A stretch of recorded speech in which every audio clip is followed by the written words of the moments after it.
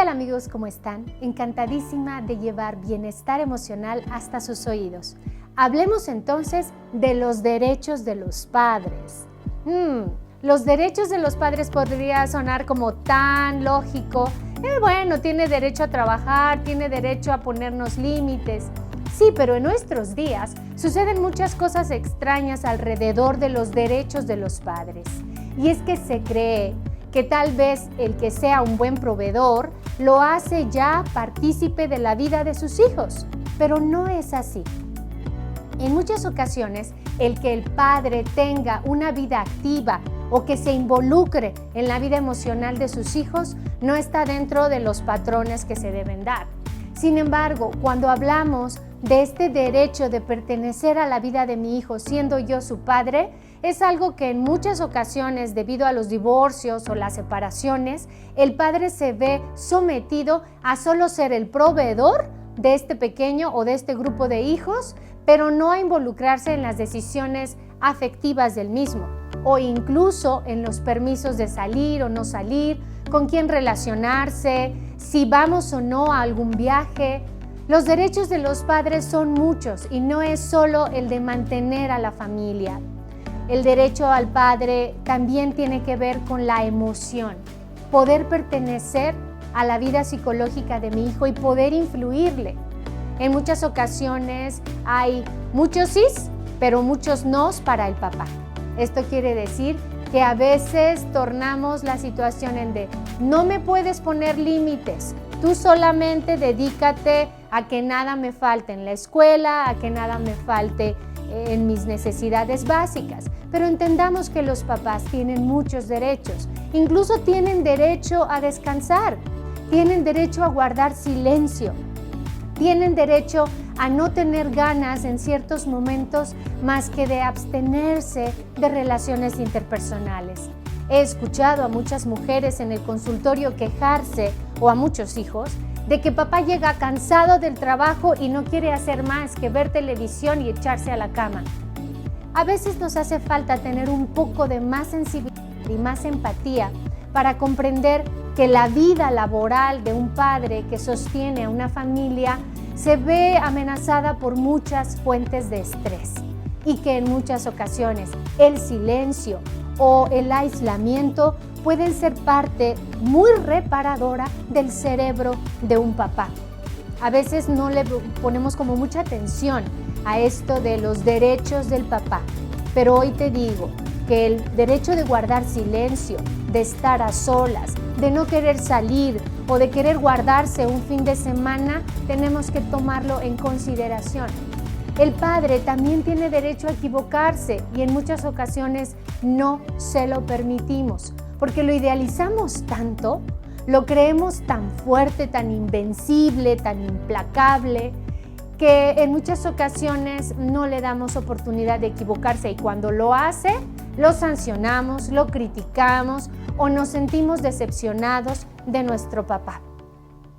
Entendamos entonces que la perfección no existe más que en las películas y que papá se merece la oportunidad de fallar, porque como cualquier ser humano, aunque lo sintamos tan grande, merece la pena esta reconciliación.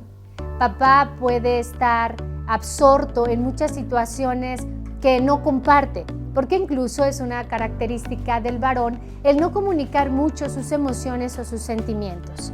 También el papá tiene derecho a que lo conozcamos en otra dimensión, en sus flaquezas, incluso que le permitamos y que seamos un poco condescendientes a esta parte de no ser tan cariñoso o tan afectivo como desearíamos que fuera. Papá merece tolerancia. Papá merece condescendencia. Entendamos que no es fácil ser juez y parte a la vez.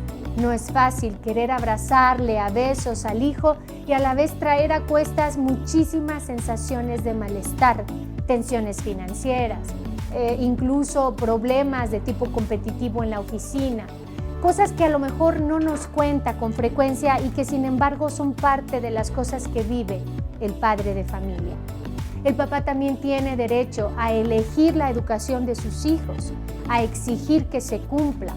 Papá tiene derecho a establecer las normas en casa y de preferencia que éstas sean, por supuesto, consensuadas con el resto de la familia, pero alguien debe tener la batuta. No puede haber dos pilotos en el auto.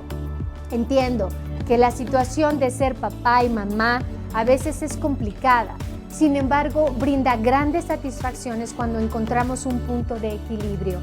A últimas fechas, el papá ha sido en muchas ocasiones usado por los miembros de la familia sin darnos cuenta, porque él juega a dejarse en último momento. ¿Y qué es lo que lo ataca? El alcoholismo, el tabaquismo u otras formas de dispersión que probablemente él busque para sentirse aliviado, relajado o alejado de la tensión.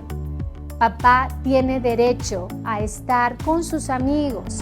Ahora, también dentro de esta vida social que a veces ellos pretenden disfrutar, pueden equivocarse en los excesos. Y también ahí cabe el derecho de pedir una disculpa y derecho a ser perdonado también. Entendamos que el ser padre no es una situación fácil y menos en nuestros días, en donde está habiendo una afortunada transición hacia que el padre no sea el dominante, el directivo, sino una parte fundamental del hogar y de la estructura de personalidad de nuestros adolescentes. Cuando existe una situación de divorcio o de separación, los padres suelen estar en una difícil circunstancia porque entonces se empieza a condicionar la presencia o la visita a los hijos a cambio de una manutención.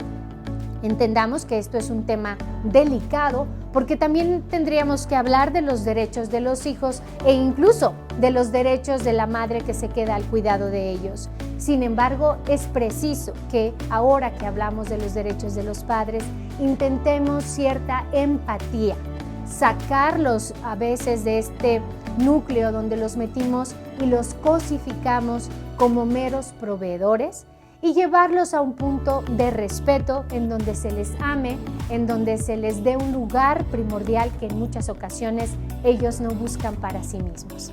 Los varones en general tienden a evadir las situaciones de tensión a través de la vida social, a través de el descansar, a través de el dispersarse. En cambio, las mujeres buscan el diálogo, buscan la conciliación y en muchas ocasiones cometemos el error de querer que papá se conduzca de repente tibio y no agresivo, de repente dialogal en vez de mutista, y esto confunde un poco porque de repente podríamos estar esperando que papá sea una mamá o que papá tenga estos tintes de mujer o estas características relacionales de mujer que no puede tener. Hay ocasiones en las que queremos un padre firme y no aceptamos al padre a lo mejor miedoso que tenemos. Dejemos de idealizar a ese padre y aceptemos al papá que no elegiste y que sin embargo es susceptible de amor. Un papá que puede ser no valeroso, pero muy trabajador. Un papá que puede ser un poquito tímido, pero persistente, constante. Es decir, estas características que a veces idealizamos de un papá puede que nos aleje del padre real y que nos demos cuenta demasiado tarde que el padre real también era susceptible de ser amado. Que esas características que identifiqué de él, que fueron positivas, ya las identifiqué demasiado tarde y que no me permití amarlo y aceptarlo. Y además, hacerle sentir aceptado por la persona que él es. Bien, ojalá que estas reflexiones te sean de utilidad. Se trata de encontrarnos con el placer de vivir más plenamente y la psicología es un camino para lograrlo. Si quieres más tips acerca de este tema, puedes consultar mi blog en www.miroslavaRamirez.com. Hasta muy pronto.